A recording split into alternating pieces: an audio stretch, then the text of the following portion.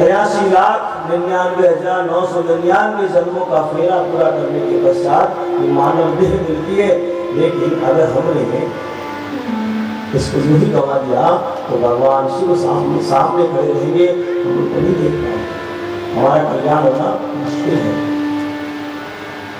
जैसे मानो ये हमारा सत्संग भवन, यहाँ सत्संग हो रहा है, यहाँ से बाहर निकलते ही शिव खड़े हैं और एक ही दरवाजा है।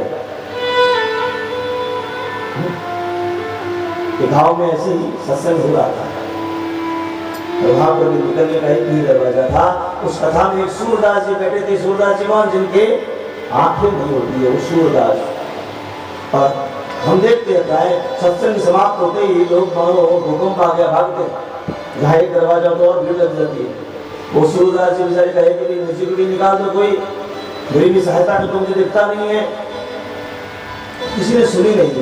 एक सज्जन था, महाराज का तो तरीका बता देता हूँ, इससे आप निकल जाओगे, किसी की सहायता लेनी पड़ेगी नहीं आपको। ये बताओ महाराज, आप दीवार के किनारे दीवार को पकड़ लो और पकड़ते पकड़ते पकड़ते तो आपको समझ में एक ही दरवाजा है, जहाँ दीवार नहीं होगी वही दरवाजा है, आप निकल जाना।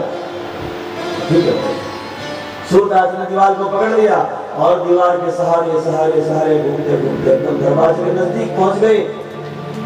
लेकिन जैसे ही दरवाजे को स्पर्श करने वाले कुछ समय उनकी मस्तक पर खुजली आना आरंभ हो गई और उन्होंने खुजली करना, जहाँ पे हाथ लगा दीवार को उसी हाथ से खुजली करना आरंभ किया।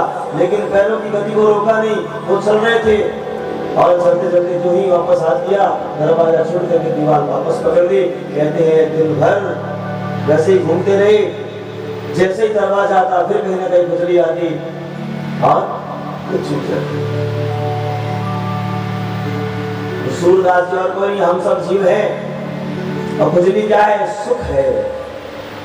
जो ही परमात्मा मानव देह देता है, परमात्मा सोचता है ये अब मेरे पास आएगा। लेकिन जो ही हम जाने का प्रयास करते हैं, कोई सुख, कभी बेटा, कभी बेटी, कभी पत्नी, कभी पति, कभी कोई आकर के हमें अपने में उलझा देता है और हम फिर उस द्वार से छूट करके दूसरी जगह चले जाते हैं। और इन्हीं 83,99,999